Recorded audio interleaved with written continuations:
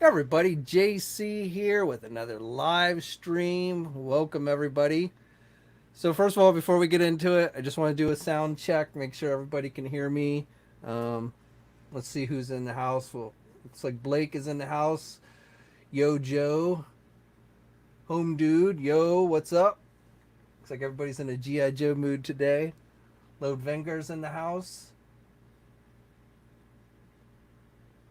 Cass is in the house. Kyle, Michael. Looks like we got a good showing. But everybody can hear me, I assume. No sound issues today. I don't want to get into my monologue and then be like, we can't hear you. MCU Mania is watching Fantastic Four 1994. Omega 579's in the house. My wallet's hurting, Omega. I don't know about you. All right, cool. So, big week, and I do mean big. A lot of reveals, a lot of pre-orders, a lot of expensive stuff. So I thought we'd kind of just talk about, well, things like Galactus, the Haslab Galactus, GI Joe Ultimates, and just in general the how expensive this hobby has just kind of gotten. Which I'm not saying is all bad, especially if you're made of money, but definitely there's just it's like so much stuff is coming at us. Now on top of that, I've got in the review studio, I've got these guys. So the new He-Man Revelation, He-Man and Skeletor figures I finally found at my local Walmart. So I picked them up and I thought I'd take a look at them tonight and see, finally have somebody for my Battle Cat to ride. I still need Evelyn and Mossman. Walmart only had like 50 He-Man and Skeletors like usual, but no Evelyn or Mossman. But hopefully, at worst case, I'll get them when they become available. Well, I already have actually the wave on pre-order at Big Bad Toy Store, so I'll get them through there. Worst case scenario, but CM Brock one says, "How many Galactuses are you getting?" At most, I'm only getting one. Um, but yeah, so let's kick it off with Galactus, and first of all, I would be interested for all you Marvel Legend collectors out there. How many of you have gone on and backed this bad boy?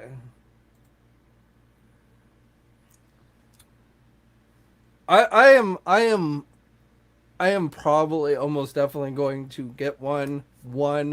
I don't see any reason to buy more than one, which I think is in some ways maybe will make it harder for Hasbro to get the funding that they got on the Sentinel, just because people, as crazy as it sounds, people were army building the Sentinel because it's an army builder by technicality, but Galactus really isn't. Um, so there's that. But when you think about it, like, I mean, when I last checked, when I last checked Haslab, which we can actually go look at it now, see where they're at. So looks like we are at 7,332 backers. So that's actually pretty good if you think about it. It's over halfway to their 14,000 goal. But if you compare it to like the initial goal on the Sentinel was only 6,000 backers. So I do wonder why Hasbro jacked up the number of backers needed for this one so high, so much higher than the Sentinel one. Maybe because they figure people are not going to army build this one. I don't know, but last year when they did the Sentinel, it got over 6,000 in just over 24 hours. So this one's kind of on track with that. It's just that we don't have any unlockables yet because we got to get to 14,000 before we see what the first unlockable is. So, um, but I kind of feel like I kind of feel like I'm on the I'm almost there, you know, but it's $50 more than the Sentinel. Yes, it's taller. It does have three faceplates, but I got to be honest, the alternate faceplates don't do much for me. I don't know. They're not that big a deal to me. I'll probably have just the gritting teeth one that I'll primarily use for the figure. The lights on it are probably cool, though. I gotta say, lights aren't as cool to me when it's not something you can plug in, because if it's battery operated, which it's going to be with the Galactus, it means you can't keep it lit all the time, or you're constantly having to change out the batteries.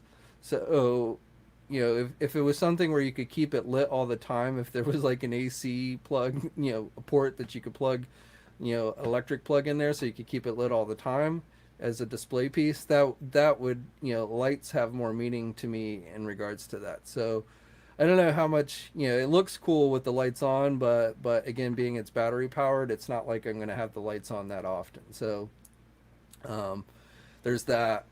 But to me, what I'm really waiting for is to see what like these unlockable goals are going to be. I mean, the Sentinel became much more worth it to me when we started to see some of the unlockables, like the Master Mole head and the extra figure and things like that. So I kind of feel like Galactus here is the same way.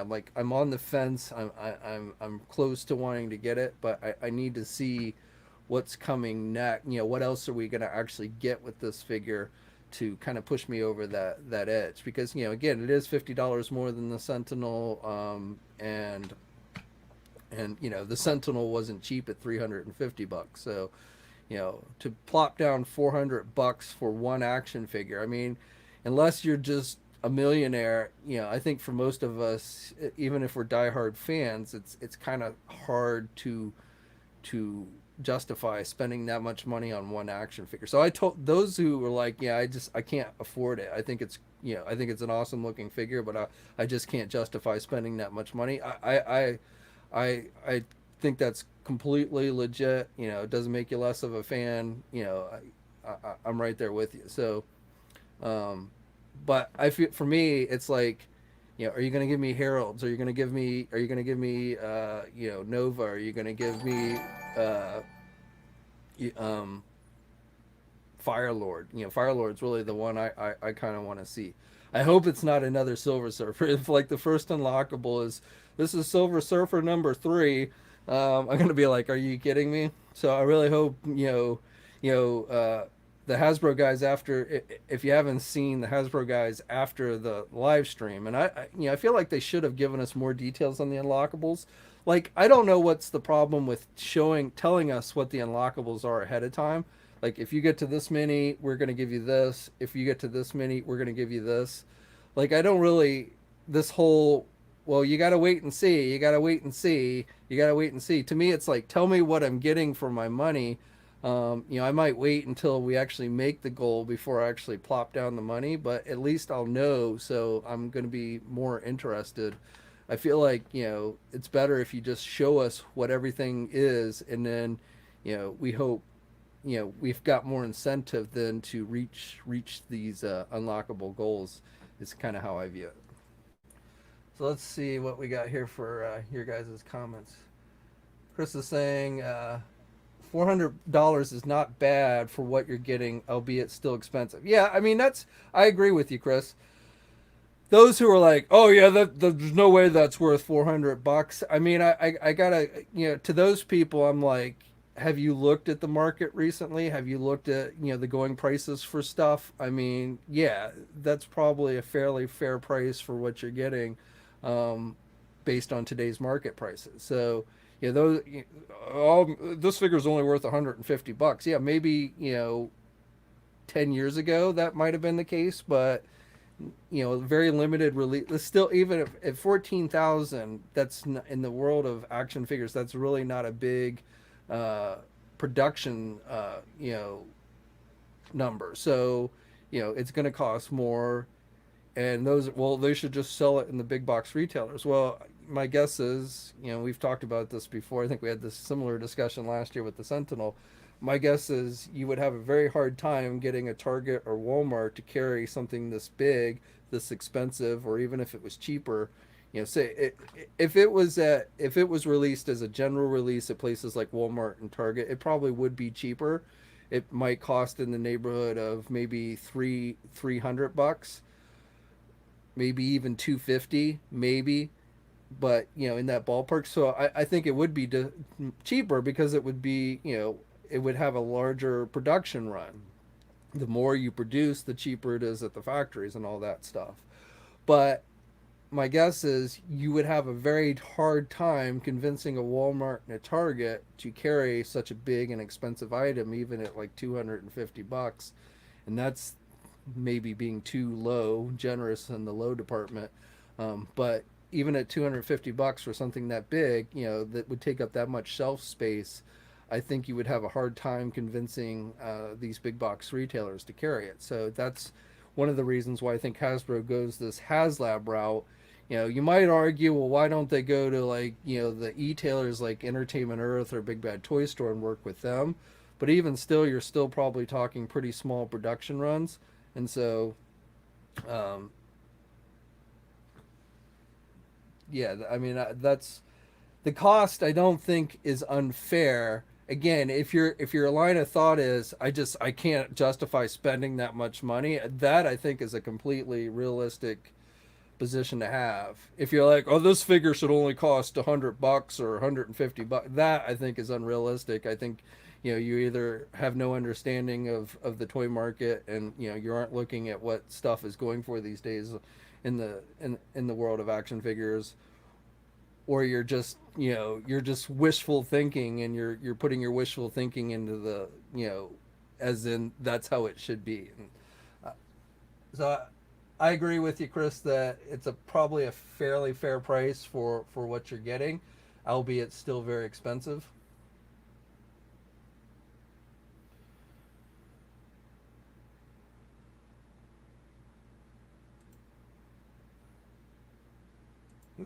I don't know what that was. I don't know who Dr.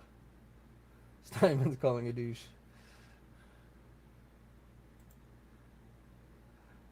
Edward Beatty wants a flare girl with the blue dragon. Can't afford her either, and she's going around 150. I think I'm more of a G.I. Joe fan, and this month I got tapped out on the G.I. Joe classified figures from Target. It's a geek event. Yeah, that's another thing about, if you compare the Galactus in this year to the Sentinel in last year, I feel like since the Sentinel project came and went, there's just been so much stuff that has either hit the market or has gone up for pre-order, and not just from Hasbro, from various companies, but even from Hasbro. I mean, if you think about it, all those Infinity Saga figures, the Ironmonger figure, the Surtur figure, these $50 deluxe figures. I mean, Hasbro has been cranking out a ton of Marvel Legends stuff over the course of the last year. And so now on top of that, they're putting out this $400 Galactus. So, I feel like they are stretching people's wallets to the absolute limits. And, and not only that, but like this year, Hasbro's doing 3 different Haslab projects. Now, granted, not everybody collects, all 3 brands. There's Transformers, Star Wars, and Marvel. So not everybody collects all 3 of those. But for those of us that collect multiple lines, it's like, oh my God. Now, fortunately for me, I can't say that, the Rancor, which is this year's Black Series Rancor for Haslab, is the Star Wars project. That's probably going to be a pass for me. While I'm sure it'll probably look really detailed and nice, a Rancor creature, just I wouldn't have a lot of space for it, and it's just not worth. I'm sure it's probably going to cost in the neighborhood of between $300 and $400. Like, so that's going to be a pass for me. And then the Transformer one, which is going to probably, it's supposed to be based on one of the Japanese Transformers, that never was released here in the United States. Again, that's something that really just doesn't interest me too much. So both of those will probably be projects that I will have no problem passing on. Thankfully, because if I had to plop out money for three different $400 figures, it would be bad.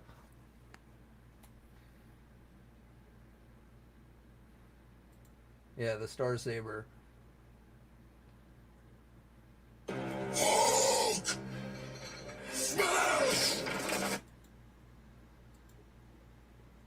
Big thanks for the super chat, Pete. I would have I would have bought it immediately if they showed us some of the unlockables. Now I'll wait and see what stretch goals they reveal.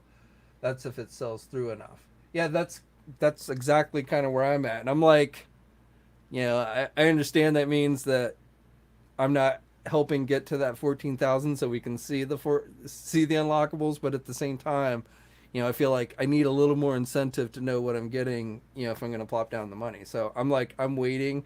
I often wait till the very end for these types of projects anyway. I think I got the Sentinel like the last week. It was, so that's not unusual for me. I mean, I just plopped down money for that arcade one up X-Men machine this week. Well, I didn't. I mean, obviously it was a pre-order, so I plop down. But I've got that money set aside now for that because fortunately I got it off of Target. I originally got it off Arcade One Up, which was selling it for 700, and really was not happy about that price. But then when I saw Target had it up for $600 and free shipping, I was like, I canceled the Arcade One Up order and pre-ordered it on Target. Unfortunately, now it's sold out on Target. I don't know if Target will offer more at a later date, but I definitely wanted that. I've been wanting that machine since they first started doing Marvel stuff. I've got the space picked out for it. It's like the last little bit of space I have down here next to the Marvel versus Street Fighter or Capcom back there, so it'll be right next to it. And then that's it. I've got no more room for video game cabinets. They're getting too expensive anyway. That will, I won't say 100% because I never say never, but almost definitely that's going to be my last arcade one up machine. The If you don't know what I'm talking about, the X-Men side scroller with Avengers, Captain America and the Avengers and the X-Men side scroller, 4 players, 6 player, whatever it was originally. But on this machine, it'll be 4 player. I love the X-Men game. I love the Captain America game. So I was like, yeah, I got to get it. Overpriced as it was, I'm not sitting here justifying that I think it was worth the money. It's honestly, that's probably going to be one of those where I kind of regret it, but still had to kind of have it. So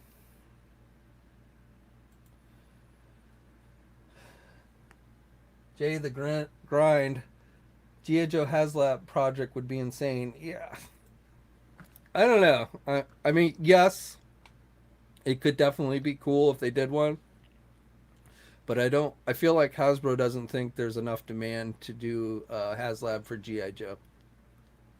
So I could be wrong on that. Who knows? Maybe they'll come out in a week and say, "Surprise! We got a fourth Haslab project we're doing this year with GI Joe." But I really kind of feel like they don't feel like there's probably enough demand for a GI Joe Haslab project. So I don't see that in the cards right now, which, from my wallet standpoint, is a good thing. I mean, yeah, I don't know what I would like to see. First of all, would it be a 3 3/4 inch GI Joe item, which they hardly even produce figures for anymore? So, um, or would it be a 6 inch item, which then gets really big and really pricey? Because what are you going to do for GI Joe classified? Obviously, it would have to be a vehicle, and yeah, I don't know. There are things that I would I would sit there and like drool over, like a 6 inch scale his tank, or a 6 inch scale Sky Striker, or anything along those lines. I would definitely drool over, but then I would be like, but where would I put it? How would I be able to display it? It would be huge. I just so I don't know.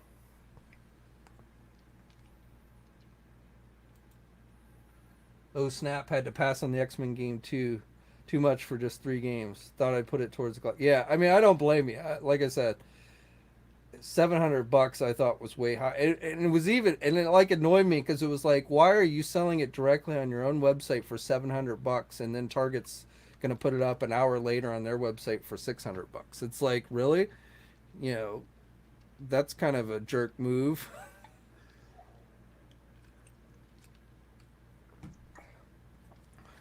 But like I said, that one I've been waiting for a long time.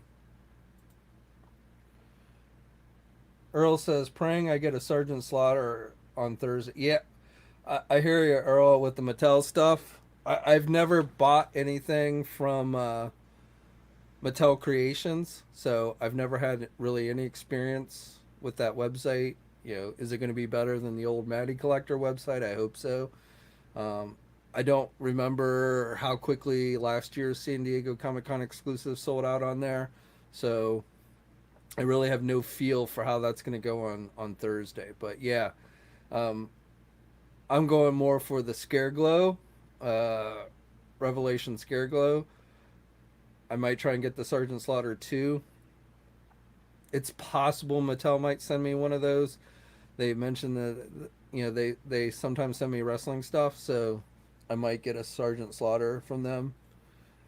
But the one I definitely want is Scare Glow, the glow in the dark Scare Glow. Even though it does look like we're getting a non-exclusive Scare Glow that's actually going to be a non-deluxe figure. So if those listings that popped up this weekend from that overseas website are accurate, then there is going to be a second Scare Glow figure. But I like the one with the glow in the dark and everything. I think that's pretty good. So that is going to be my main goal on Thursday from Mattel. And I will say, as far as so far from what we've seen for Haslab exclusive or Hasbro Pulse exclusives this year, PulseCon, whatever you want to call it, I'm actually not that keen. I think I want to get the GI Joe classified Zartan with the color changeability. I was on the fence with that one when we first saw the images leak out from overseas, and it didn't seem like it was going to have the color changeability. And I was like, you know what? It's got some cool extra accessories, but I'm pretty happy with the Zartan I have. So I probably don't really need this one for, like, you know, just a few extra accessories. But then they threw in that color change. I was like, all right, yeah, I got to get it. So that one and the Trapper figure, the Star Wars, you know, Dave Filoni figure, that one I need to get as well. But those right now are the only two PulseCon exclusives that are interesting me. Neither of the Marvel ones that we've seen so far, and I don't know if there's going to be any more or not. But that Venom and the MODOK really don't interest me very much. So I will be passing on those two.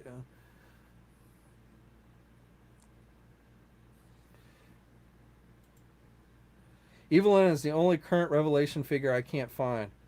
Yeah, I mean, I only saw He-Man and Skeletor for the first time at Walmart yesterday. And again, they had like 10 Skeletors and He-Mans. Maybe not quite that many, but they had plenty of Skeletor and He-Man, but not a sign of the other two, which is typical Mattel MO with He-Man. You know, they always flood the pegs with He-Man and Skeletor, and then the stores never want to carry any of the other characters because they've got so many He-Man and Skeletor. And I understand wanting to keep your main two characters readily available for people, you know, who are coming into the line. You know, if you're going to start collecting it, you're definitely going to want He-Man and Skeletor. So I understand keeping those, wanting to keep those on the shelves, but it gets annoying when every time you go into one of the stores, all you see is He-Man, Skeletor, and Battle Cat. Whether it's Target, whether it's Walmart, it's He-Man and Skeletor, and like almost never anything else.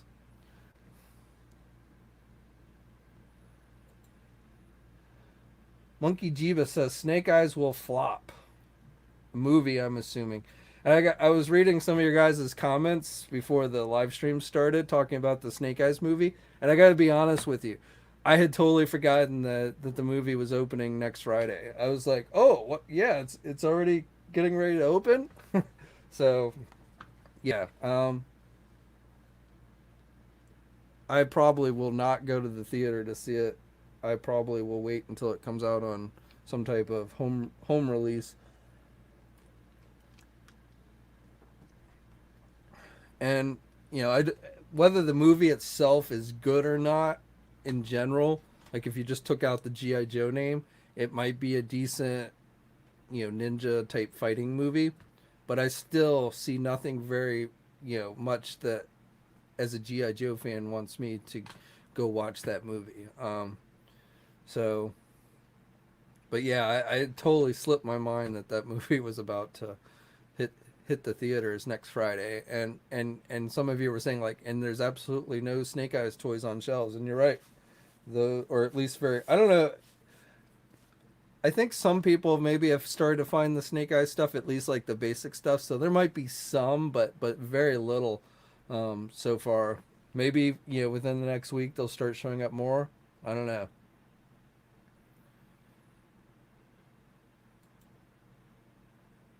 Anyone back the Thunder Tank? Well, I got mine off of Big Bad Toy Store, but yeah, I got one coming.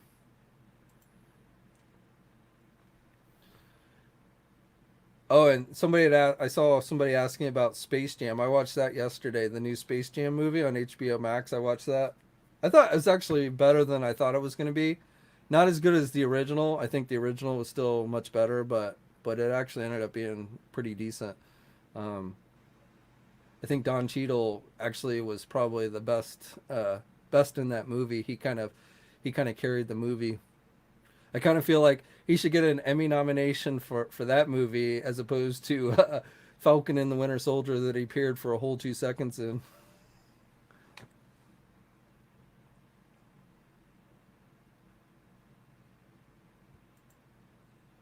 CM Brock says, "I'm not too interested in Space Jam." I mean, I grew up on Bugs Bunny, so I'm a pretty good. I mean, I won't say I'm like huge, like I collect tons of Looney Tune stuff, but again, I grew up on Bugs Bunny. Now I will say, like the the voices of the Looney Tunes, you can start to tell like it's different people voicing them now than the originals. So I don't know. It was a little I mean, not it's not like horrible or anything, but you can kind of tell, like especially like with Bugs Bunny, that it wasn't like Mel Blanc, or at least I don't think it was. And again, the original, with Michael Jordan, that one to me was a lot better. But I thought they did a fair job.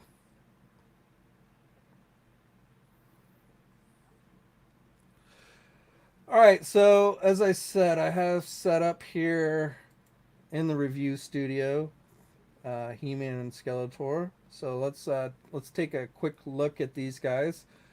Most of you who are interested in this line probably already found these at your local Walmart, because my Walmart's probably the last one to get them. But I wanted to take a look. So overall, they're not horrible. In fact, I like the Skeletor. I think the Skeletor is actually really nice. Definitely like Skeletor better than He-Man. The evil grin I think works, and I like the way they've done the skull. Almost looks like it should glow in the dark. I don't think it does, but looks like it almost could. So I thought they did a pretty good job. Soft good cape does not really bother me that much. It actually kind of works on the figure. So, and then he's got his Havoc staff, which looks pretty good. They give you a nice thick staff portion, so I don't think you have to worry about it bending or getting out of shape. And then they gave us this weird thing, which is something he uses in the cartoon. Not sure if he uses this to turn into Skelly God. That's what from the trailer I saw. That's what it kind of looks like, but I'm not entirely sure. So, like a Zodiac staff or something. I don't know. I don't think this was something in the original cartoon, but he definitely has it in the new show. And then he comes with an extra pair of hands. But I definitely like the Skeletor better than He-Man. I mean, He-Man's not horrible, but I don't know. I don't like this kind of grin that he has. And he definitely has muscle, but I don't know. He's more tall and lanky than I'm used to He-Man looking. So, like, I've got the classic version.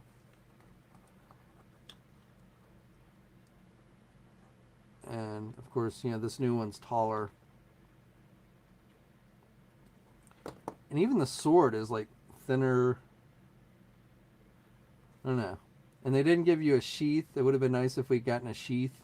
I mean, you can stick it in the back harness here, but even on the like classic, they at least give you that little, they don't give you an actual sheath, but they give you that extra little clip.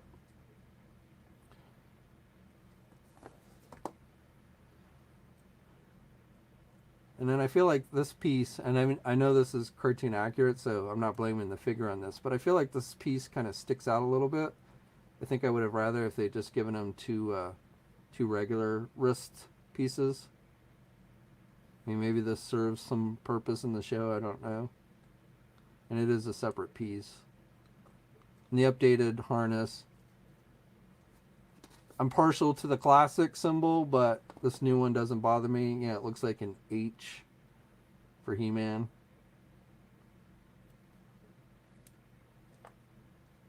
Paint apps are pretty good overall. No problem with the paint apps. You know, hair color is pretty good. I don't know, he's just got this kind of dorky grin on his face. I mean, it's not like they don't often give us grinning He-Man, even though this one he's gritting his teeth. I like the gritting teeth look better than the grin. And then with He-Man, he comes with this shield, so classic shield. You don't get an axe with this He-Man, so, and then you get extra hands. Pair of extra hands with this one. But definitely I'm liking the Skeletor. I think this is actually a pretty nice update to Skeletor. And I'm looking forward to seeing, you know, Mark Hamill voicing Skeletor in the new cartoon. That should be interesting. Though it's going to be hard not to, you know, hear the Joker. Every time I hear him do voice impersonations on cartoons, I always hear the Joker from Batman the Animated Series. But I think he'll do a good job with Skeletor.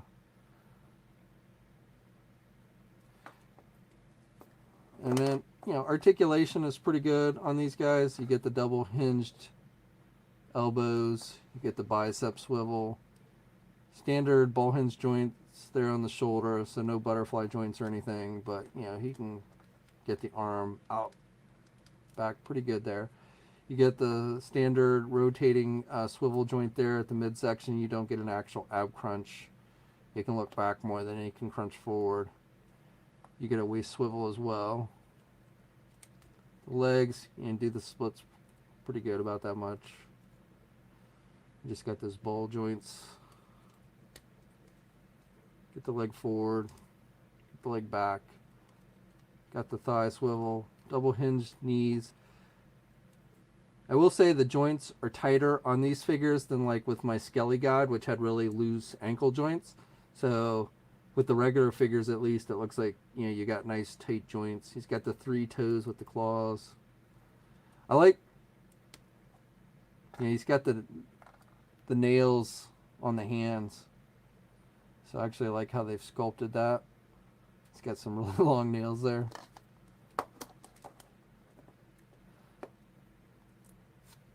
So, and these guys are definitely taller. These new ones are definitely taller. Let me pull out classic Skeletor. Skeletor, I guess, is taller than He-Man with the classics, but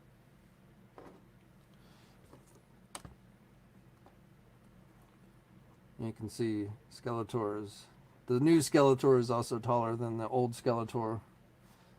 And then I guess Skeletor and He-Man are pretty close to the same height here. Which, you know, they kind of should be, I think.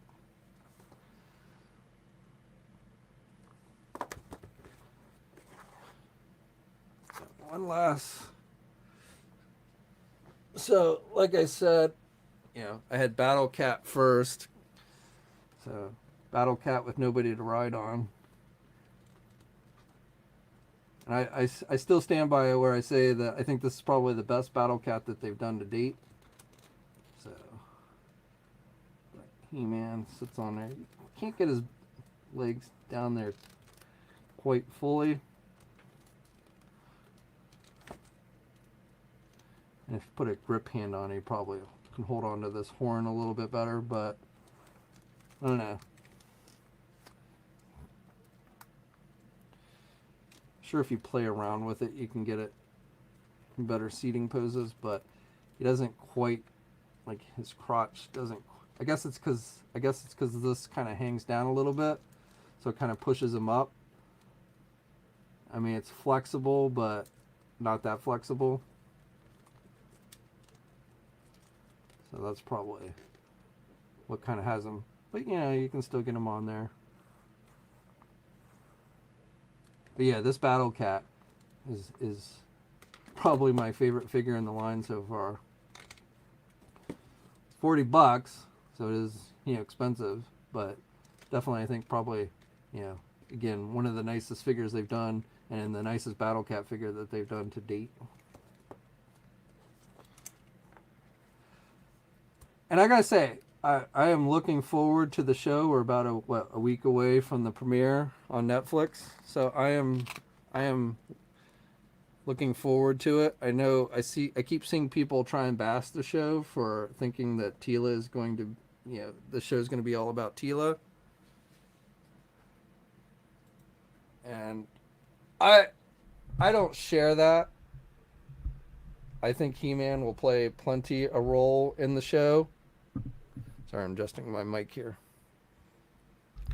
But even if Teela ends up, and I do, while I think He-Man will still play a fairly significant role in the show, I do think Teela probably is going to have a more significant role in the show than she did in the original. So I have no doubt that Teela is going to play a substantial role in this new show, but I have no problem with that. Even in the original show, Teela was pretty much a badass. She was the captain of the guard. She led the Eternian, army. She trained Prince Adam to fight, basically. Her mother is the sorceress, so she's got magic inclined abilities, which I think are going to play a role in this series. So as long as the story is good, that's what I'm concerned most about. If Teela is a main focus, if Teela and He-Man share the spotlight in the show, as long as the story's good, then I really don't care. All this, they're being woke and stuff. I mean, give me a break. Teela was not featured as heavily in the original show because it was a different time period. It was the 80s. It was a cartoon for boys action figures. So, they weren't the female characters, while I thought they did a pretty good job with back then, for that time. It still was not, it was definitely all about He-Man. He-Man saved the day every week, and I don't think that's what this show is going to be about. But, I'm not saying the show is going to be good. I haven't seen it, so I'm not sitting here, oh yeah, you guys are full of it, it's going to be great. I'm not saying that. I'm saying that I'm not upset. First of all, I don't even know for sure whether how much of a role Teela is going to be. We haven't seen it. Most of the people I see complaining haven't seen it either. They're just going by rumors and supposed leaked scripts and things like that. But that, as long as the story ends up being good, I really don't care if Teela has a significant role in the show or not. I don't need to see He-Man save the day at the end of each episode. In fact, I think that would be kind of lame if that's what they ended up doing. So I am continuing to hold out hope that this will be a good show. Everything I've seen from the trailers would indicate as such. Looks like we've got some interesting plot twists, like Skeletor's men trying to essentially... It struck me from some of the clips and trailers I've seen, like that Skeletor maybe also goes off or disappears for a while or something. And like people like Triclops essentially want to take power for themselves, do away with magic and be all about technology, things like that. So those all sound interesting to me. So, if I watch it, even after just the first episode, because unfortunately it sounds like I think it's just one episode a week. It would have been nice if they just released it all at the same time, but I think they're going to do one episode a week. But if after the first episode I'm like, oh my god, this story is horrible, what the hell have they done? Yeah, then I'll get on that bashing bandwagon. But I'm gonna wait until I've seen it and not make up my decision until then. Jerry, how many episodes in He? I want to say I, I don't remember exactly off the top of my head. I want to say 6, but I might be wrong on that. If somebody else knows in the comments, they can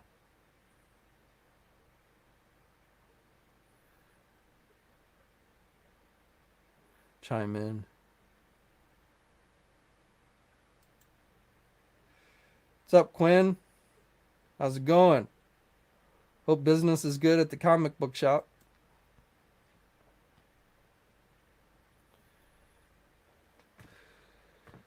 All right. Final topic I have of the day is I want to talk about the new GI Joe Ultimates from Super 7. So I love these. Yeah, the price $55. I'm not a fan of that either, but it was kind of baked in. That's how much all the Ultimates figures are. So the moment it was announced they were doing GI Joe Ultimates, you knew they were going to cost $55 each. So it is why I don't collect a lot more of Super 7's lines is because of that price. But with these GI Joe figures, I'm in. As much as I like classified, this is really what I envisioned when I first heard about 6-inch GI Joe figures. And honestly, I think a lot of you were in the same boat as like, you wanted these classic designs and everything. And I actually love that they're more based on the cartoon than even the original toy line. Though, we do get accessories, like here with the backpack, with Duke and the binoculars and the green gun there. Those are all from the original action figure, not really the cartoon. Um, the gun, the brown rifle, which is like that generic rifle that every GI Joe member had in the cartoon. I don't know why they did that in the original cartoon. Like, the toys, each character had a signature weapon, but in the cartoon they all had that generic rifle, which of course shot lasers. Well, I guess in the very first mass device, they they shot bullets, or at least they sounded like bullets. They looked like lasers, but they sounded like bullets. But then later on, it was basically lasers. But yeah, I'm loving these figures. The Cobra Commander figure, again, I'm loving some of these accessories. The pistol, I believe that first pistol closest to Cobra Commander is the one. This one, I believe, is from the G.I. Joe movie, if I remember. I don't remember this one. I don't know when he used this one or this one, to be honest. And then this one he used in the opening credits, I think for season 3, I believe it was. You get his staff. This is from the Parker Brothers video game ad. You get both head sculpts without the white stripe and with the white stripe. You get the binoculars that he used a couple different times in the show. I think I think this is like the device he had when he was controlling Duke in the first miniseries. I think that's that one. And this looks like some type of detonator. I forget exactly what episode that's from, but yeah, I mean these are awesome to me. Snake Eyes, Commando Snake Eyes with his like purplish dark blue colors that he had in the cartoon, which I think they did for shading reasons. Like I think for some reason black wouldn't have looked that good in the cartoon, so they lightened his colors. Even the visor one is more of a dark purplish color than it is actually black. Get the jetpack. You get the canister. I forget where I read it, but in one of the comment sections I was reading, somebody was like, Super 7's going to give us a glow in the dark or like, glowing red version, because like in the cartoon, You know, he gets radioactive and is glowing red. This canister too. So I wouldn't be surprised if they did something like that. Timber, you know, Timber looks good. And then the bat. I mean, this bat is awesome, man. You get the head that's like exploded off. You get the battle damage portions. You get the I mean, this is like a perfect looking bat. So I get people not liking the $55 price, and just like with like the, you know, Galactus, if it's like, you know, I just can't afford to plop down that much money for an action figure, I totally get that and respect that. But anyone that's like saying, oh, these figures are ugly, or, I mean, you must not have watched the cartoon or what have you. I mean, if you're a fan of the cartoon, I don't know how you not like these.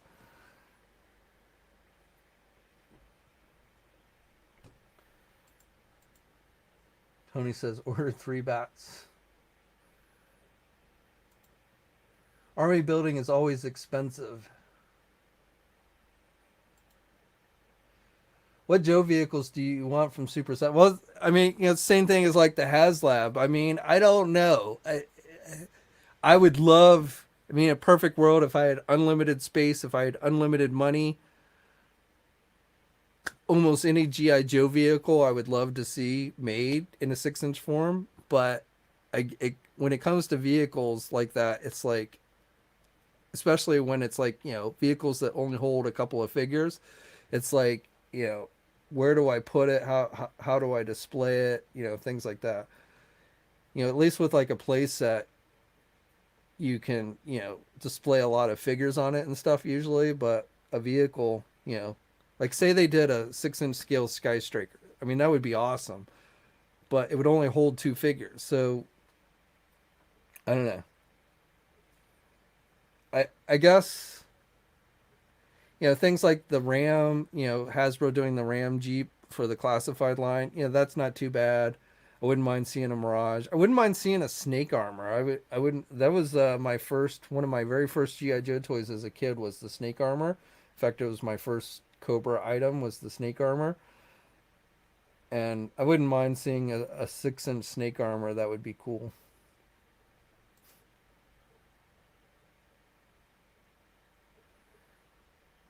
People complain about Mutagen Man and Krang's android body from NECA looking simple. Yeah, I mean that looked just like the cartoon. I think that's a great figure. I mean, one of the things you always have to realize is you're never going to please. I did not.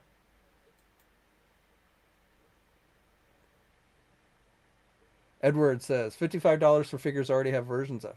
Well, again, but you don't have the cartoon versions. Now maybe you weren't into, maybe the cartoon wasn't your, if you're not a fan, if you're not a huge fan of the original cartoon, then I totally get these might not interest you that much. I think you've got to be a pretty big fan of the original cartoon to want to get these. But to me, I mean, I read the comics as a kid and the cartoon and the toys. But to me, it was always the cartoon that really formed my vision of GI Joe. Um, and probably out of all the '80s cartoons, He-Man, Thundercats, Transformers, GI Joe, you know, GI Joe, especially those 5-part miniseries, were probably my favorite cartoons. The Mass Device, The Revenge of Cobra, even the Pyramid of Darkness and the Rise of Pentor Rise. You know, I can watch those over and over and over again. In fact, I watched both Pyramid of Darkness, or not Pyramid of Darkness. I watched Revenge of Cobra and The Mass Device just a couple days ago on Tubi TV and YouTube. Revenge of Cobra is not on was it Tubi TV? I think is how you pronounce it.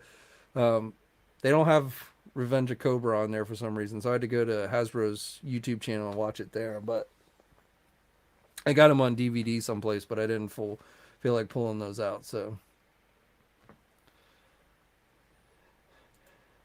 Earl's a fan of all versions. I mean, I'm a fan of all versions too. I mean, again, I grew up reading I have every comic from the original Marvel comic run of GI Joe, special missions, yearbook, the regular title. I mean, I have them all,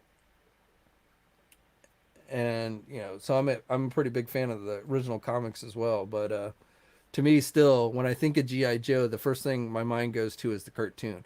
When I have Cobra Commander's figure in my hand, the voice I hear in my head, is the voice from the cartoon. Same with all the characters. So it's the cartoon to me that really made GI Joe what it is. Um, and I get that not everybody necessarily sees it that way, but got you, Gray. Thanks for the super chat donation. Much appreciated. Why can they do silver for Cobra Commander but not Quicksilver? Oh yeah. Thanks for the super chat, but you lost me on your question.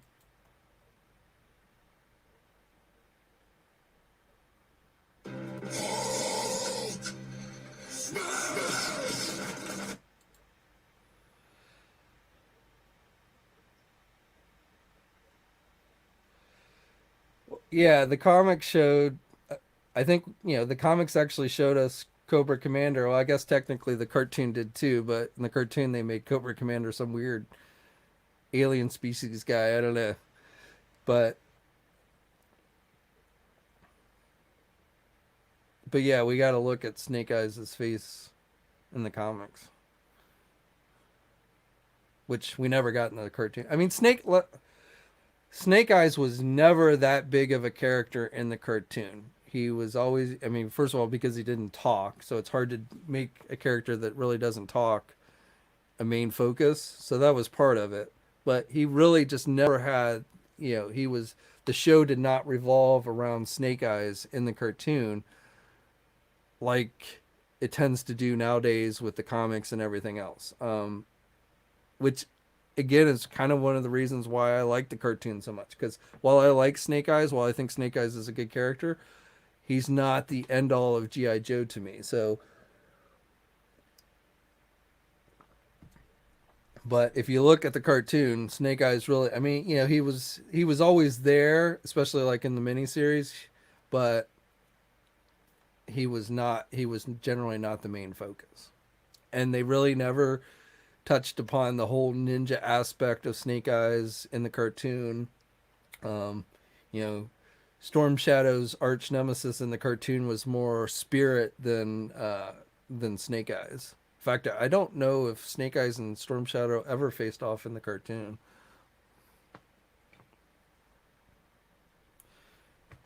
Even like Scarlet and Snake Eyes really were never a thing in the cartoon. It was really more Duke and Scarlet in the cartoon.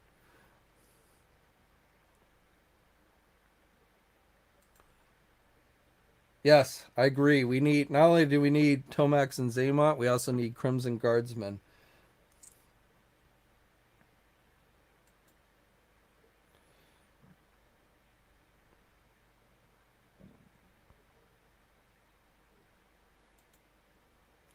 Disney Plus would be renewing their Marvel series with the Emmy nods. Well, Loki's got renewed, but I don't think it had anything to do with Emmy nods. But that's the first Disney Plus Marvel series that is definitely getting a second season. I think, and I haven't confirmed this, but I read somewhere that the Loki series was originally intended to be 12 episodes, and then they ended up breaking it up into two parts because of COVID or something. So again, I've not confirmed that. I just read it, so I'm not going to say 100% that's accurate. But I will say that I felt like after watching the season finale of Loki, I felt like it really didn't feel like a season finale. So it kind of makes sense to me if that's what happened, is they ended up splitting it up. So it may be that really season two is just the second part that they had originally intended for season one.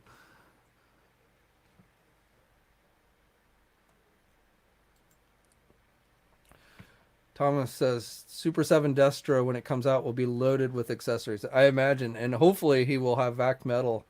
Well, I guess after Silverhawks, maybe not, but it'd be nice if they gave him like the Vac Metal head sculpt.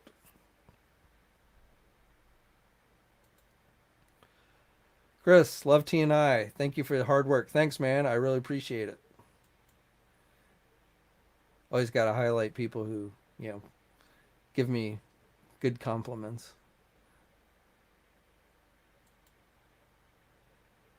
Think we will ever get Cobra Law figures in the classified line? Pythona, Nemesis, Enforcer, etc.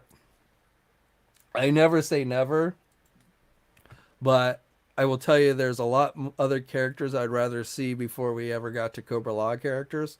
So, um, probably not anytime soon, if ever. But again, I never say never.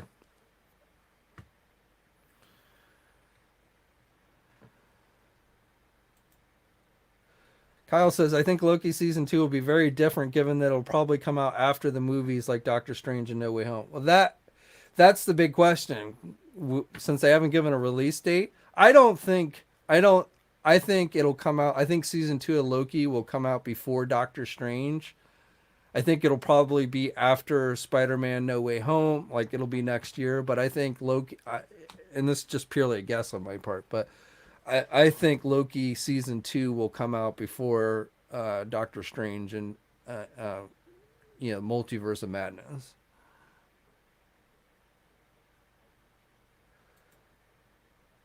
Chuckles.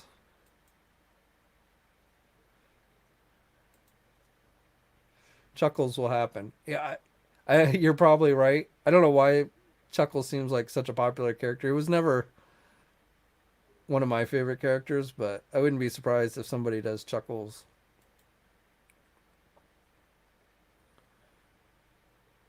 Lord Venger, I who knows? I suppose. I mean, Hasbro.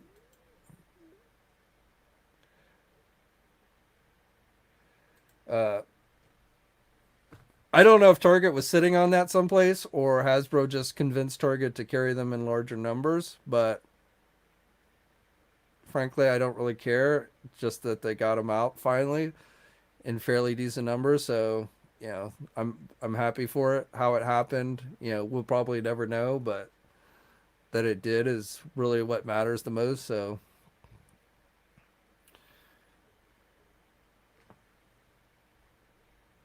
yeah, No Way Home is coming before Doctor Strange, and so my guess is we'll probably get No Way Home, and then at some point after No Way Home, we'll get the Loki season 2, and then after Loki season 2, we'll get Doctor Strange in Multiverse of Madness.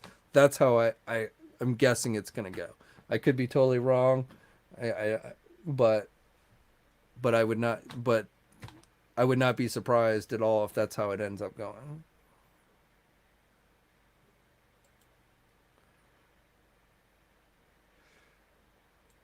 Well, unfortunately, Target's not going to go away. Exclusives aren't going to go away. So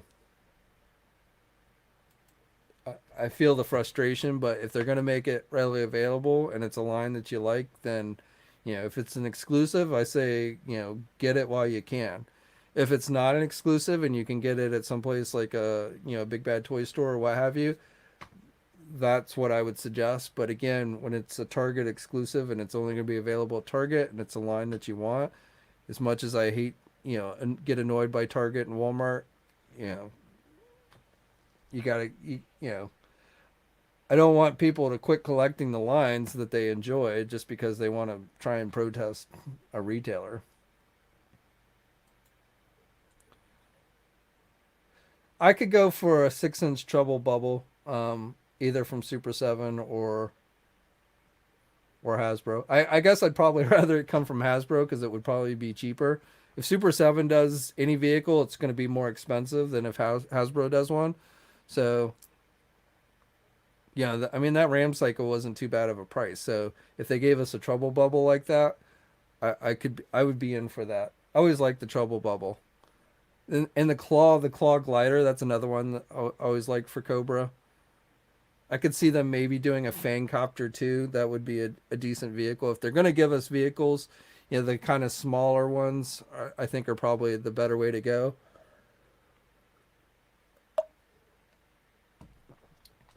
I mean, I would have loved that if we had gotten Zartan's Swamp Skier with the upcoming Haslab version. That would have made the figure perfect. If they'd given us the Swamp Skier, that would have been a near perfect figure. And I mean, I suppose if you think about it, we might we might get another Haslab exclusive for GI Joe, maybe. So who knows? Maybe they'll do a swamp skier as a separate thing, like an individual item that you can get to go with your Zartan figure.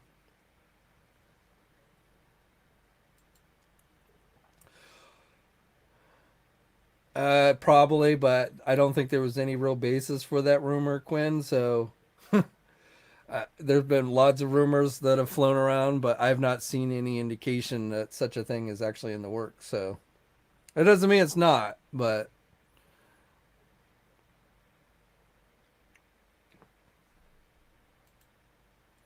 Reaction Joe vehicles could be huge. Cartoon accurate flag. Well, I don't see them doing a flag. I mean, I don't think they've ever done any vehicles for Reaction line up to this point. But you're right, because if they did Reaction vehicles, then even if you don't collect the Reaction figures, they would probably work with your 3 3/4 inch GI Joe figures, your regular GI Joe figures. So if they tried to do that, if Hasbro let them do that, I could see that being somewhat popular. They would probably be pricey. They'd be more expensive than like if Hasbro did vehicles, but so you'd have to be prepared for that. But that would be interesting to see if they did that. But again, I don't think they've done, up until this point at least, I don't think they've done any vehicles for any of their Reaction lines. As much as I would love a GI Joe flag, there's no way in hell, especially 6 inch. I don't think it's doable at 6 inch. But even a new updated 3 3/4 inch flag, as cool as it would look, I would have a hard time being able to get. I just would not have the space for it. I didn't get the original GI Joe flag because as a kid I didn't have the space for it. So I would drool over it. I'd sit there and spend hours probably looking at pictures of it, but I would probably not be able to justify a flag, um, because there'd be no way I'd have any chance of having any space to display it, and I'm sure it would be hugely expensive as well. But I just, again, as cool as that sounds, I don't think I could do it.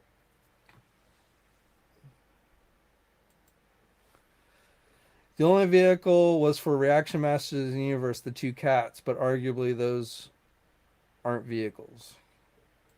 Yeah. But, yeah. I mean, I don't think it's impossible, but like I said, it would be interesting. As a reaction vehicle itself, maybe not as much, but again, if it's something that people could then use with their regular 3 3/4 inch GI Joe vehicles, I feel like that would have potential.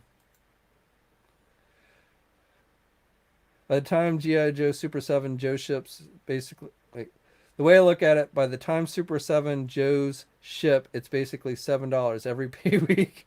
That's true. I mean, the biggest downside for GI Joe Classified this week, or I'm sorry, Ultimates, to me was the fact that it doesn't look like that first wave of Joe figures is going to see release until a year from now, at least a year from now, and that's assuming there's no delays. So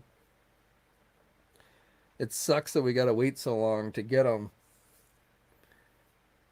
and that's just the first wave of 4 figures. So it's like it's kind of like with Mezco. Same thing with Mezco. I mean, it's not like you're going to get flooded with tons and tons of figures with these lines. It's kind of it's going to be sporadic here and there. So you can kind of, at least you can kind of pace it out a little bit as far as the cost goes. Jerry says, "What's a flag?" It is the GI Joe aircraft carrier. It was the biggest GI Joe vehicle Hasbro did back in the 80s. It was huge. You could put Sky Strikers on it. It was an incredible toy. I saw it one time at Children's Palace. It was up on, like, they had it. It was so big that they had it up on, like, hanging on this great thing so it could be displayed. It was so big. And that was the only time I ever saw it in person as a kid. And I didn't get it because, again, had no space for it. And I was kind of getting out of G.I. Joe at that point as a kid as well. So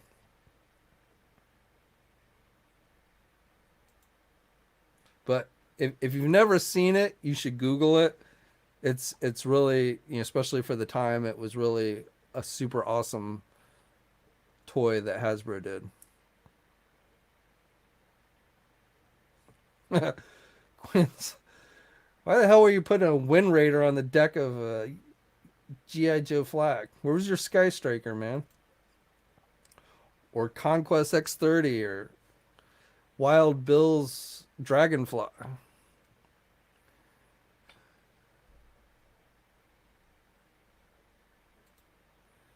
I think every kid had a friend who owned the flag. See, I didn't even have, none of my friends had it. I never got a chance to actually play with the flag as a kid.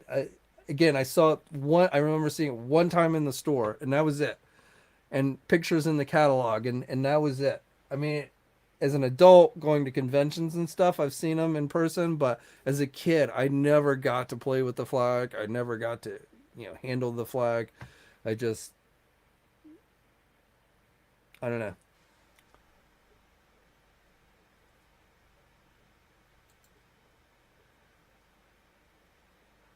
I believe it's going to be it's not this coming weekend or not this coming Friday. I think it's, I mean, I don't have that verified, but this coming weekend is going to be San Diego live. So I don't think they're going to have a live stream this coming Friday. They might, but I think the next Marvel one's going to be the last Friday of the month.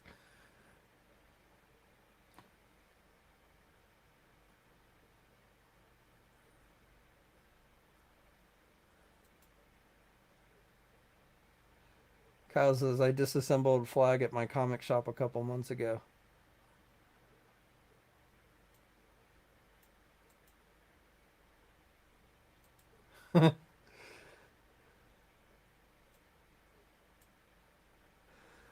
People giving Blake a hard time for putting a Wind Raider on a goddamn U.S. flag. Man, I don't know what you're thinking. We might have to ban you from the live streams, man.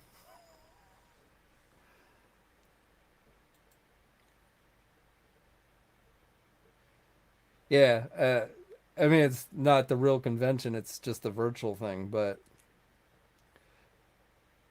I don't, Hasbro's, I don't think participating in that. So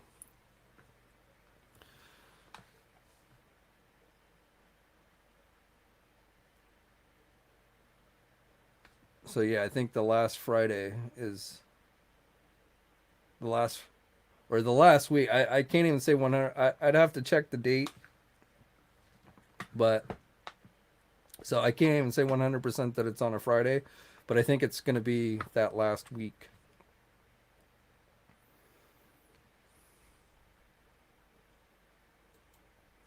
I always liked the Defiant better than the Fly. I didn't have the Defiant either.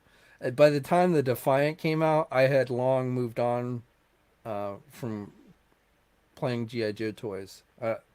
I think I was more into Transformers by that point. But I never had the Defiant. For me, I had the GI Joe headquarters. I had the original GI Joe headquarters. That was my first big GI Joe playset, which was a pretty cool playset for the time. I had the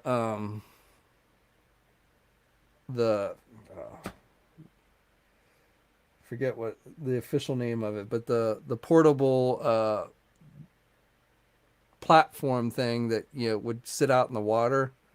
God, name has slipped my mind for what that was called, but it was basically it was kind of like an oil platform without the oil rig, but it was, and it had like a little helicopter pad on it and stuff and some guns.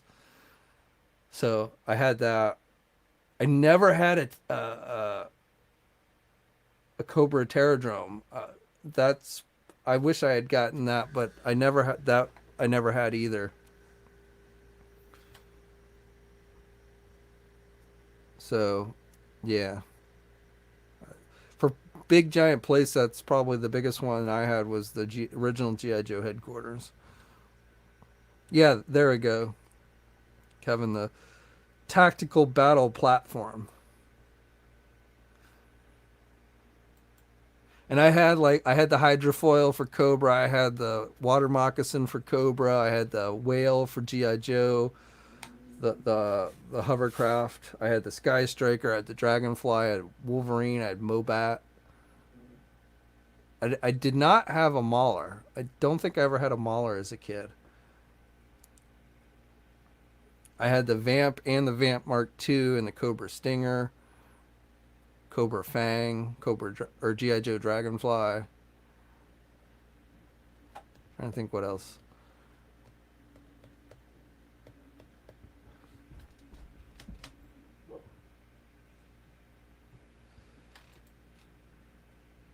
I had a polar bear and I had the Battle Cat. Yeah, I had the polar bear. Did not have the Bridge Layer. I did not have that one. I did not have a Night Raven. I missed out on the Night Raven too. I had a Cobra Rattler, but not the Night Raven. Like by the time the GI Joe movie came out and Arise Serpentor Arise miniseries came out, I had pretty much stopped collecting GI Joe because I was more into Transformers at that point.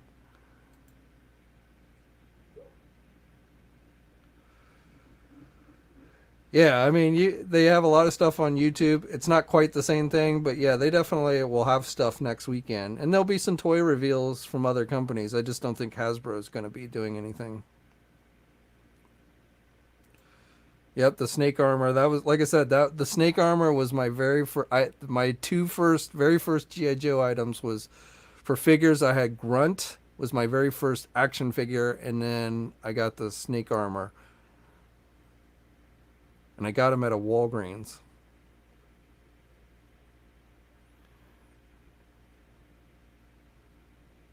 Yeah, see, damn Quinn and is getting He-Man and GI Joe mix crossing those streams. Yeah, the Snowcat. That's what I meant to say.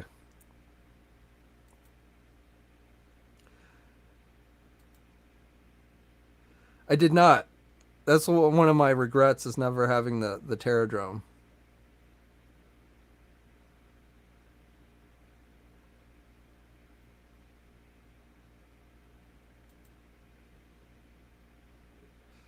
Yet there is a snake. It's a movie panel. I don't think there's gonna be toys, but there is a movie panel.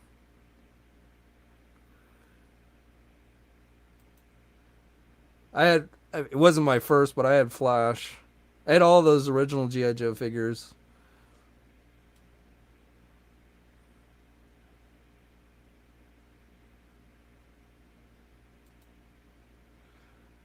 I had the Vamp and Clutch, and I had the Vamp Mark II. Vamp Mark II was harder to get.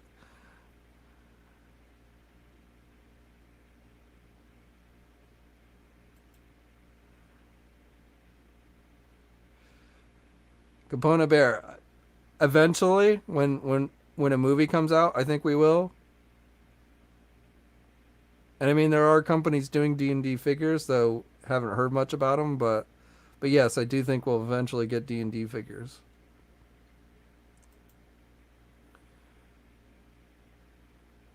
Tom, did I get the Black Series? Or you're asking? I got the Tie Fighter. It's in storage. I didn't. I don't have space for it. I didn't get the Snow Speeder yet. I passed on the Black Series Snow Speeder, even though I've seen it on discount a couple of different times.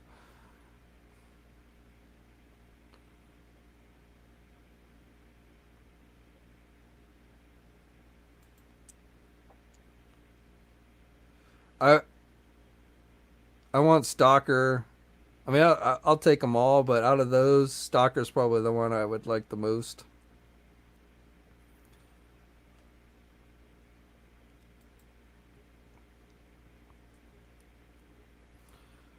Yeah, the battle station sets, or like the gun, the big cannons that they used to do.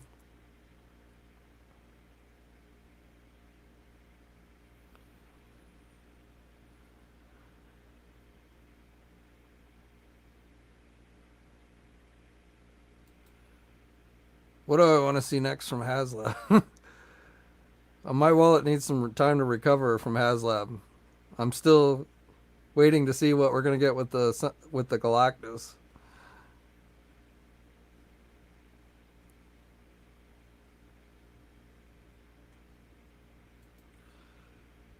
I will say, if they give us a shipwreck, a classified shipwreck, I hope it's based on more of his classic look than, I don't know. I might like his more recent looks with like the skull cap, or the, as opposed to the sailor hat, like the IDW version, I guess you could call it. I forget which comic company gave him that updated look, but I might go for that. But I kind of would like to see his classic look. And we got to get Polly. If they give us Shipwreck, they better give us Polly.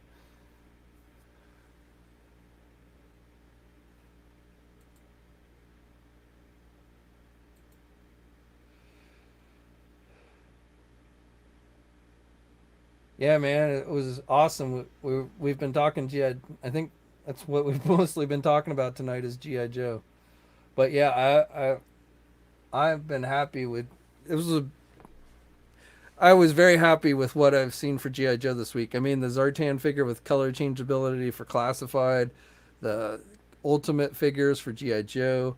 For those of you who were still needing some of those Target exclusives, those being more readily available, it's been a pretty good week for week or so for GI Joe fans, I think.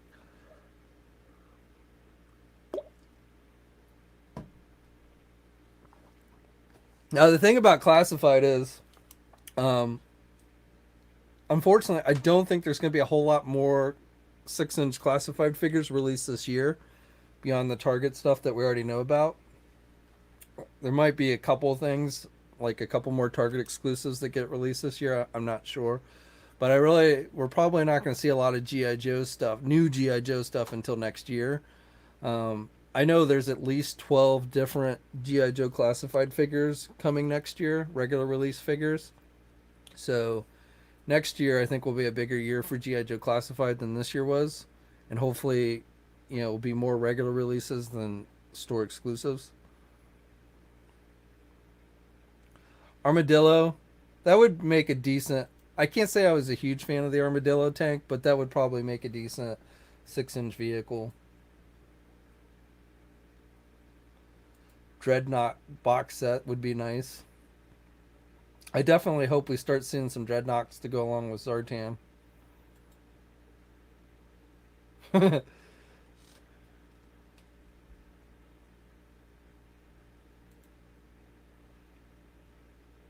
I don't have specifics. If you're asking me about the classified figures for next year, I just know that there's a decent number coming next year. What's up, X?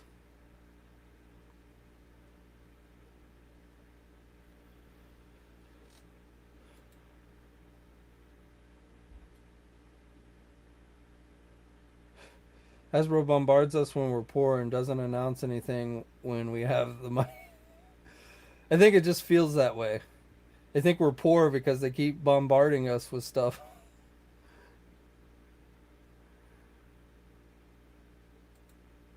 Does anybody think that NECA will ever do Peter Jackson 2005 King Kong Ultimate figure? I think it's possible. I mean, they've been doing quite a few King Kong figures. I'm hoping we get some cool reveals tomorrow from NECA. Tomorrow, if you're not keeping track, tomorrow is NECA's virtual Comic Con thing, starting at 1 p.m. Eastern time. So hopefully we'll get some cool NECA reveals tomorrow.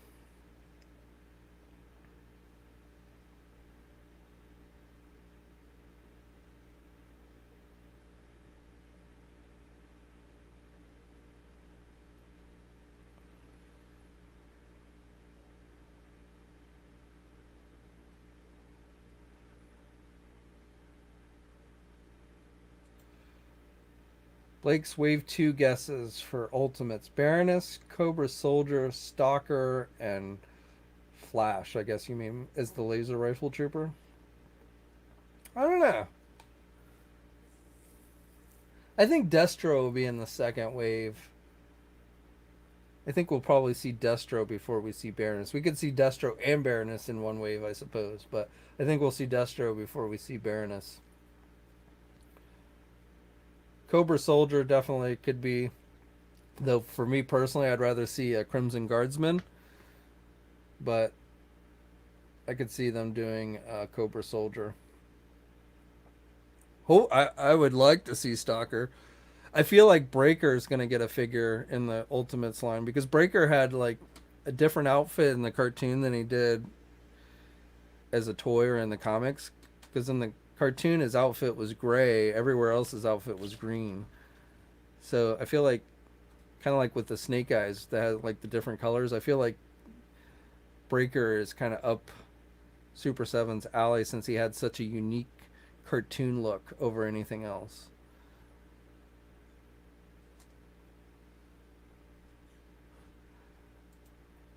Blake says Danyon always says save your money. That's because he's trying to entice you with all the upcoming reveals. He's a marketing guy, so his job is to try and make you buy Marvel Legends. He does a pretty good job at it, too.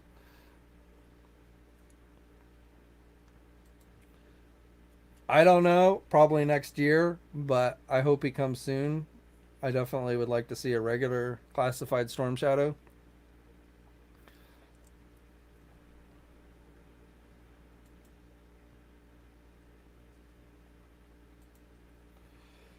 Everett's so excited for NECA's Universal Monsters. Yeah, I mean, they're not super high up on my list since I've never been into monsters and horror movies as much, but they definitely look nice. If you're into, if you love the Universal monsters, they definitely look good.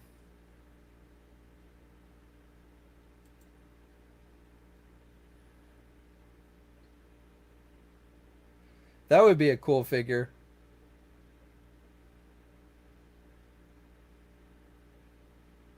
I wouldn't mind seeing that.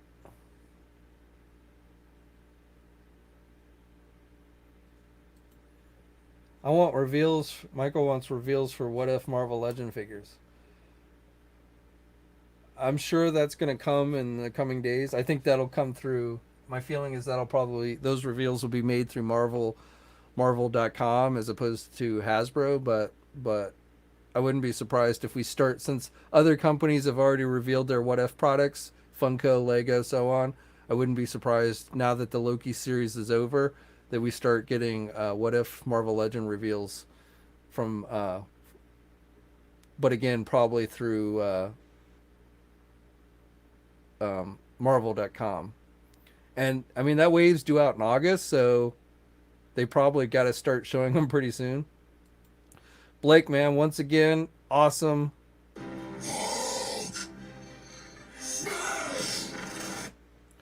Much appreciated. Blake's the only reason why I can remotely afford Galactus.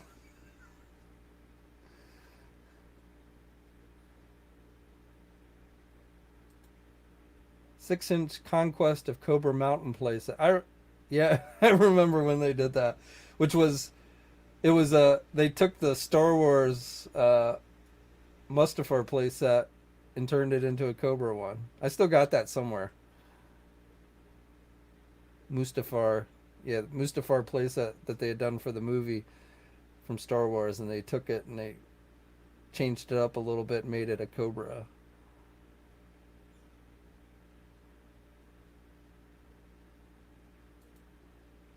Do you think the What If figures will look like the actors of the cartoon? That's a good question. I mean, I don't know one way or the other, but I'm leaning towards them probably looking more towards like what they would be live. Like I don't think they're gonna make them cartoony look. I could be wrong, but my feeling is they will probably be based on more of a realistic look than cartoon look.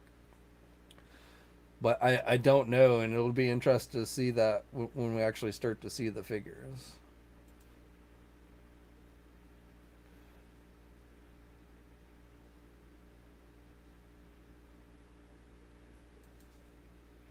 Jerry wants Galactus.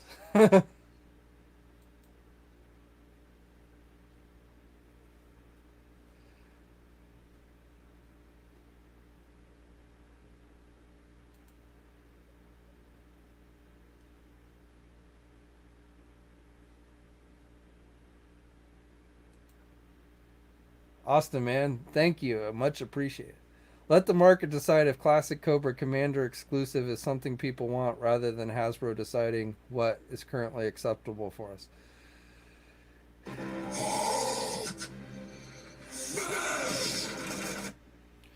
I don't. I will say on that, just kind of like I did when I talked about this story the other day. I feel like refusing to let like a company like Super 7 to do a hooded Cobra Commander is a bit of an overreaction. I get it. I get why.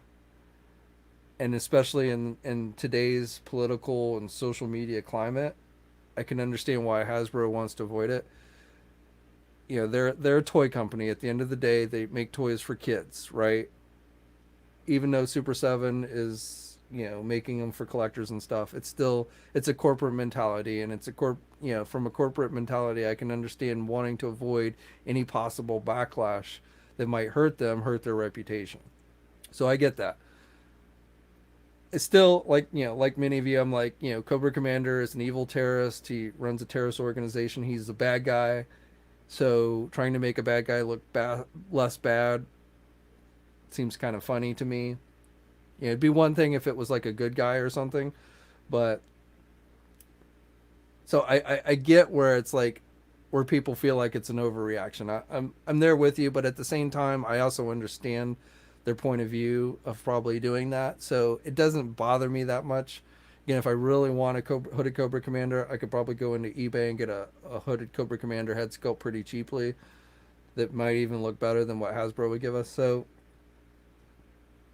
at the end of the day, it's not something to I feel like it's worth getting angry over. At the end of the day, I don't view it as our civil liberties are being taken away or whatever. And I also understand, I want to be absolutely clear on this point. I hate racist people, okay? If you look down on anybody for their skin color or their gender or anything like that, I have no respect for you. So while I get seeing it as an overreaction, I also don't like it when people are like trying to use something like that as a defense for being racist. And I'm not saying any of you guys watching this fit that bill. I'm just saying online. So, and if I guess where I'm going with this is if we got to go one way or the other, I think it's better to be over proactive of being anti-racist than being under proactive, if that makes sense to you. So I mean, and that's where I stand. So again, like I said, probably is an overreaction. I don't think most people were sitting there thinking that because Cobra Commander wore a hood that meant Hasbro was supporting the KKK. But at the same time, I mean, and I'll be honest with you, as a kid, when I saw that hood, having that correlation between that hood and the KKK is something that crossed my mind even as a kid. So it's not like I thought the KKK was good because again, Cobra Commander at the end of the day is a bad guy. He's not somebody to be liked, and I do have to laugh because I've seen some comments. Some people say like, well, if I thought for a minute the Cobra Commander was a racist or would join an organization like the KKK, I wouldn't support it. And I'm like, he's a terrorist. He wants to kill people and take over the world. If I mean, obviously the original cartoon and everything was geared for kids, so they didn't never tried to play that up in any way. But if Cobra Commander was a real person in real life, do you honestly think that he probably wouldn't have racial tendencies? You know, I just so I mean, Cobra Commander is not a good guy. He's not somebody you should like and respect. He's an evil dictator asshole, and so if he wears a hood because he wants to be like the KKK, that's probably not too far out of the realm of something somebody like that would do. But I don't know. So that's where I stand on it. Again, it probably is an overreaction on Hasbro's part, but I understand it. And to me, it's just not the end of the world. So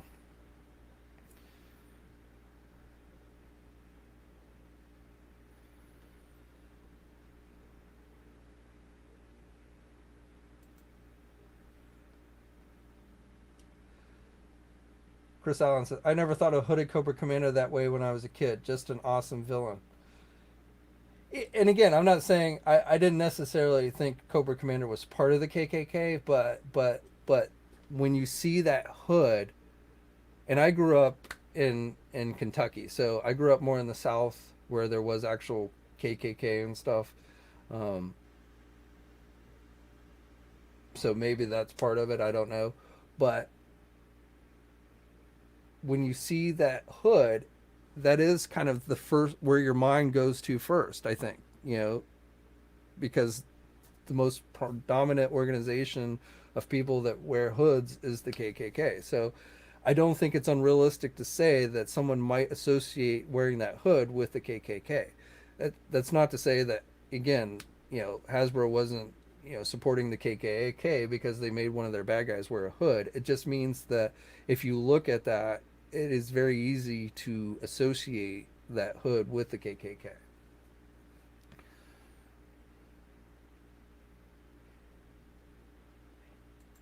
And I wouldn't even necessarily say that we'll never ever see a hooded Cobra Commander figure again. I just think right now with the way the political climate is, the way social media is, I just think Hasbro is taking a precaution of not risking having that backlash. And again, from a business standpoint, you want to protect your interest as a business. So I understand that.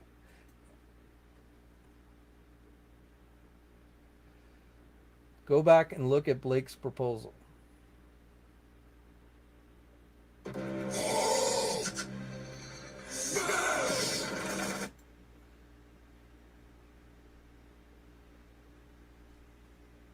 All right, Blake, maybe you can make your proposal again because I'm not.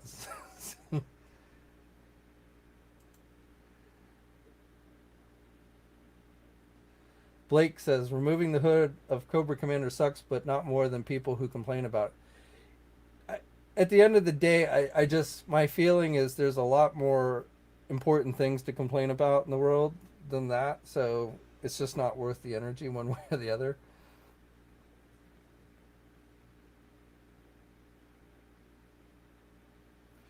I, and the way I look at it is, if you when it comes again, I hate racism with a passion. So I'm always going to lean more towards being anti-racism than being racism.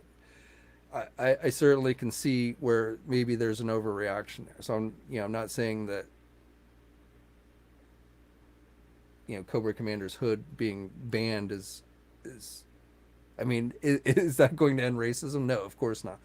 But it's a pendulum, right? And at times in this country the pendulum is swung this way, and at times it swings this way, and it always seems to go back and forth. For me, if we could just keep that pendulum in the middle, that would be nice. But it always goes to the left and the right, and you know right now we are more left than we are right. Not too long ago we were probably more right than left, and so there are always going to be overreactions at times, and you just kind of have to wait for things to kind of settle back. But I think it's important to understand that, and I don't really, this is about toys, so I really don't want to get into politics and racism, but I do think this is important. I think it's important to understand that there are definitely racist people out there. There are, to certain degrees. Racism is something, in my opinion, that is something that is learned primarily, that we're taught as a kid. And again, I grew up in the South, so I was witness to I knew people who, growing up, who were racist. I have family, not hardcore races, nobody, I've never known anyone who wants to string somebody up around a noose or anything, but definitely, I've known people who have this idea like they're better than other people because they're white, and I don't agree with that. I try and judge people on their individual merits. I don't care what their skin color is. I don't care what their race is. I look at you as an individual. All cops aren't bad. All black people aren't bad. All white people aren't bad.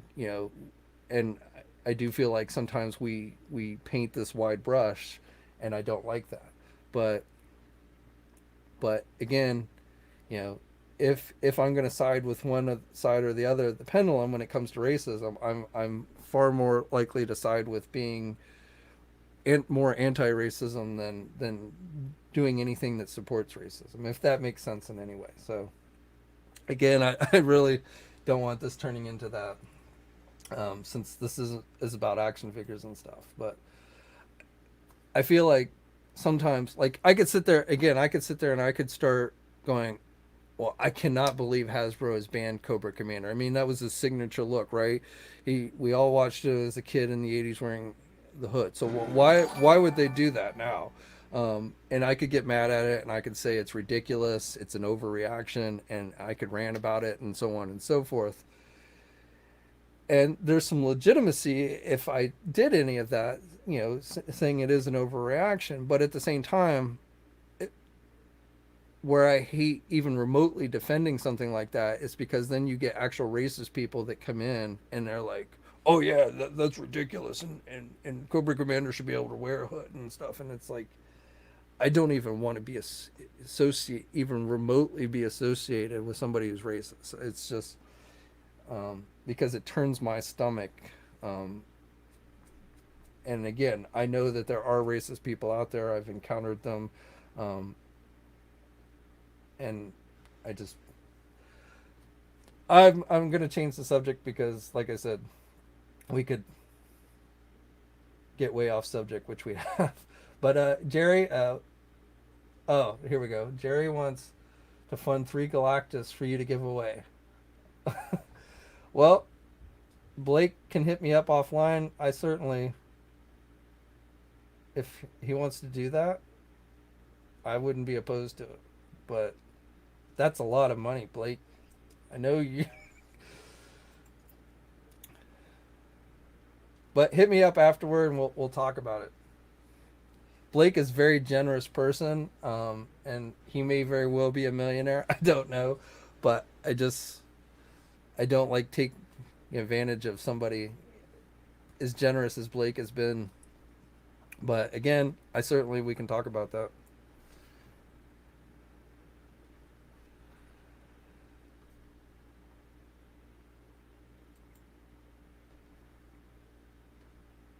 Now it's guns they take away from figures. Now Cobra Commander's hood. What's next? I mean, who knows, man? I mean, maybe they'll do away with bad guys altogether. I think there are real problems out there, and there's plenty of action figures with guns. If you don't have access to guns, you can access the hood. I just feel like we get way off track when we start focusing on things like this and not dealing with the real subject. And don't get me started on the media. The media definitely plays a part in building, because it's drama and it gets some views, and yeah.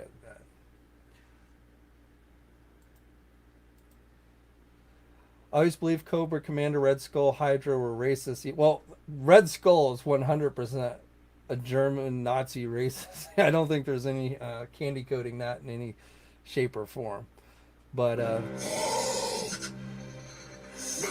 the Cobra Commander, because he was, again, most of us were exposed to the character through a cartoon that was definitely made for kids.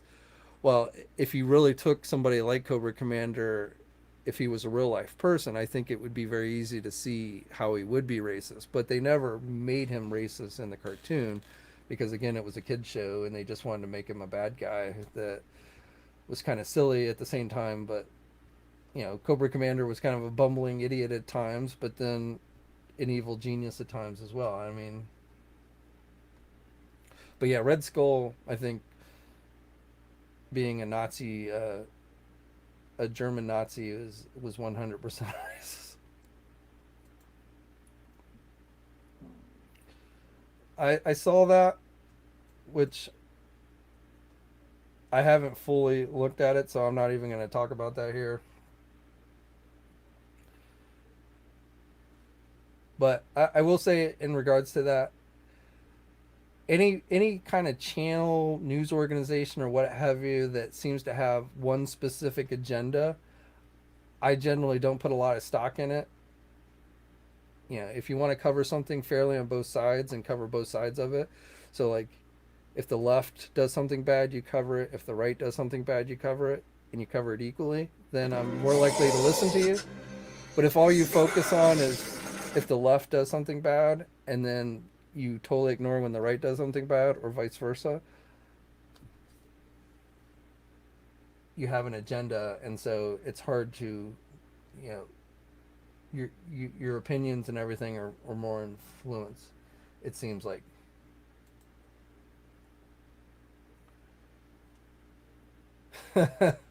Yes, he was.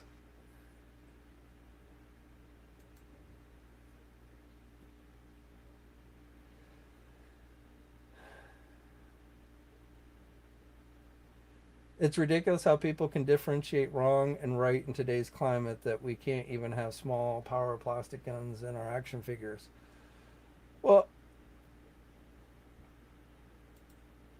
it's not really anything new if you think about it. I mean, when I was a kid growing up, you could go to the toy store and you could buy guns, not real guns, but like play guns that look like real guns, right? Rifles, pistols. You know, I played cowboys and Indians as a kid all the time. I had, a revolver, cops and robbers. Those were things as a kid I did. But shortly afterwards, because people were worried about, kids would have these guns that a real police officer might see and take as a real gun or what have you, and so those were essentially banned. And then guns were made; those type of toys were made, with bright colors and orange caps and all kinds of things. So I mean, things change over the years. Some for the better, some for the worse, but that type of thing's really not that terribly new.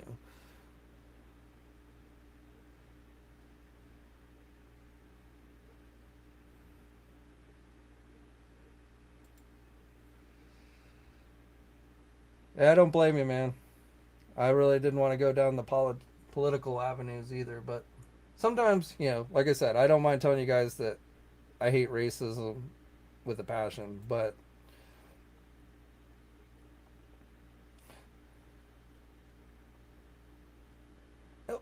yeah, I mean, some things maybe, but I'll be honest, all this stuff gets confusing in today's day and age.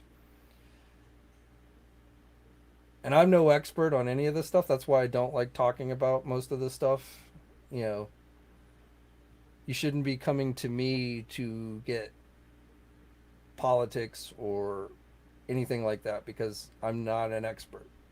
And I know there are people on YouTube and stuff that will talk about this stuff in great detail.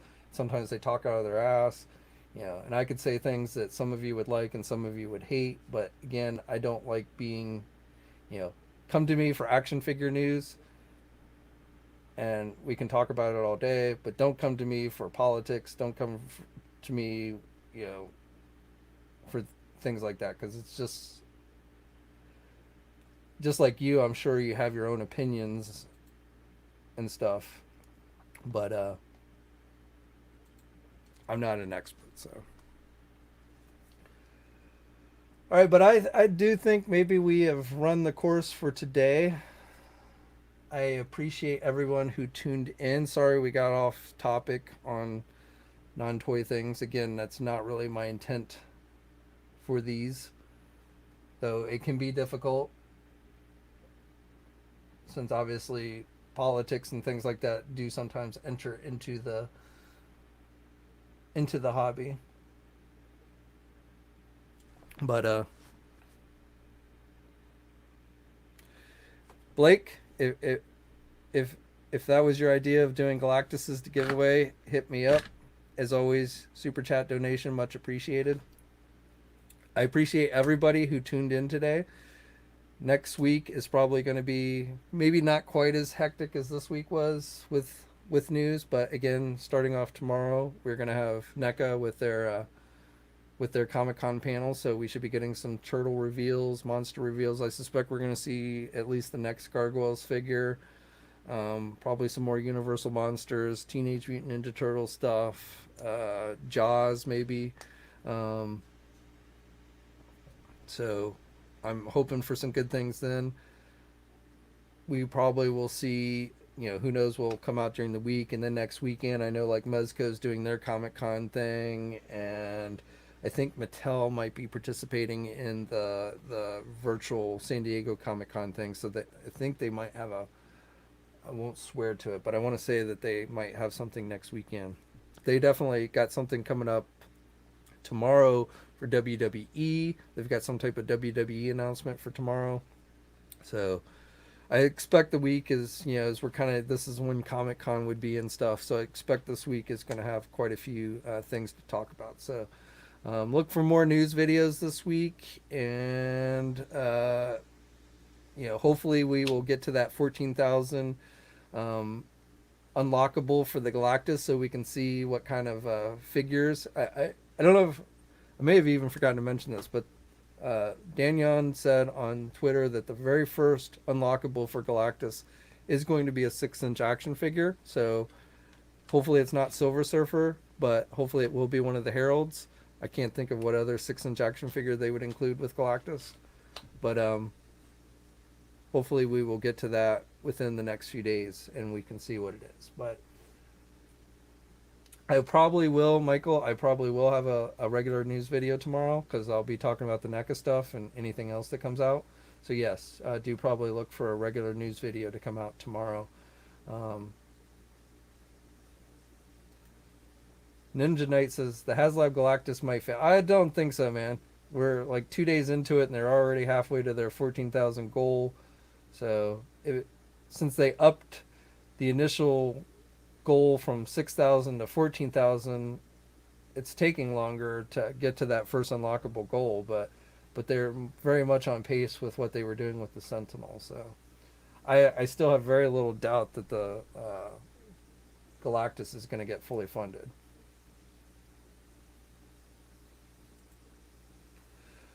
Leo, man, yeah, we talked in great detail about the Ultimates, but I do like them. I very much like them. I have them on pre-order from Big Bad Toy Store, the first wave. So I love the cartoons. So yeah, I'm definitely all in on the G.I. Joe Ultimates. All right, guys. So again, thanks for tuning in tonight. Much appreciated. As always, stay safe out there. Sorry, I was looking at the screen and pointing at the camera, but stay safe out there. And until next time, I'll catch you guys later.